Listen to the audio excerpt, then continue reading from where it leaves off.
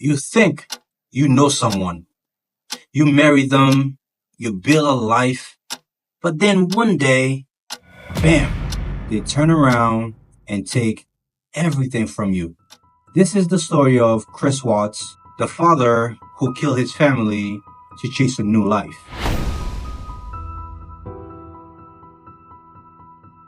Now, at that time, Chris was about 33 years old, and his wife Shanann was 34 years old. They have been married for about 6 years. They had two beautiful little girls, Bella, who was 4, and Celeste, who was 3. And Shanann, she was 15 weeks pregnant with their third on the way, a boy they planned to name Nico. Now, from the outside looking in, their life looked good. Big new house in Colorado, 2 decent incomes, flashy cars, a beautiful family. I mean, they looked like they had it all. However, behind the scenes, it didn't look as pretty as they portrayed to be. They were buried in debt, mortgage payments, credit cards. I mean, they weren't rich.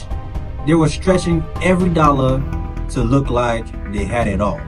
On Facebook, Shanann posted videos of Chris hugging the girls, telling her how much he loved her. I mean, it looked like a dream family. Now, what the camera didn't show was Chris was creeping. He was secretly seeing someone else on the side. He met a coworker telling her how much he loves her, how much he wants to be with her, and how he would give up everything just to be with her.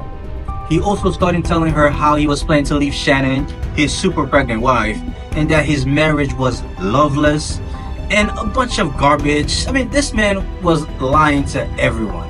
And let's be honest, most people, normal people, when they're in a relationship that they're not happy in, they either leave or get a divorce. Well, not Chris. Chris, different. In August 28, Shanann came home from a work trip late at night at 2 a.m. She was still super pregnant, tired, but excited to be back. She thought Chris had changed because as of lately he seemed a little bit distant, but she didn't know why. But nonetheless, she went to bed and fell asleep. Now, this is where the story gets dark. Because come morning time, boom, Shanann, she vanished.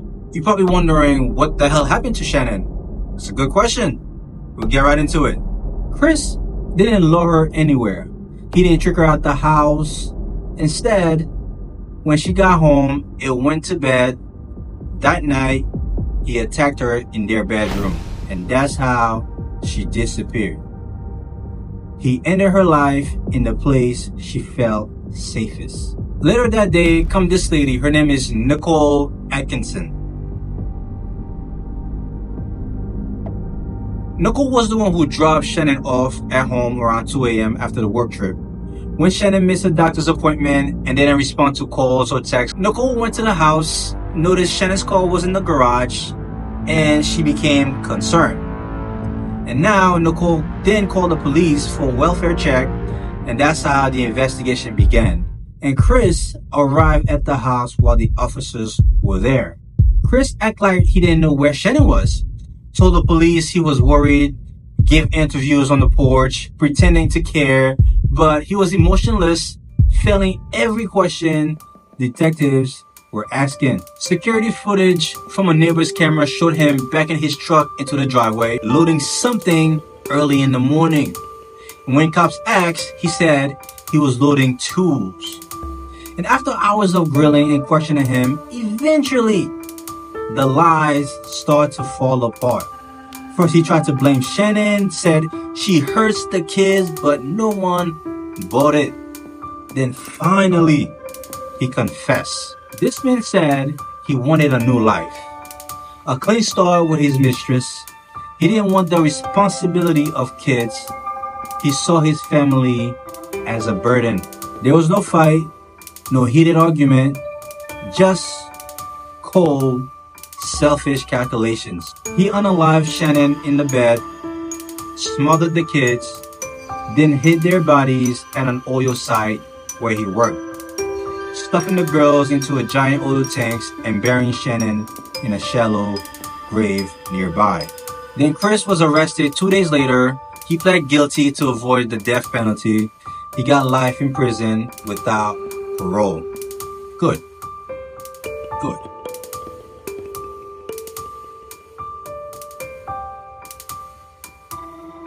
The world was shocked. Now, this was the smiling dad on Facebook. The guy hugging his kids, who turned out to be a killer hidden in plain sight. This wasn't rage. It wasn't sudden. It was selfish and planned. Chris destroyed his family to chase a fantasy life, thinking no one would ever find out. But you can't bury the truth forever, Chris, even in an oil tank.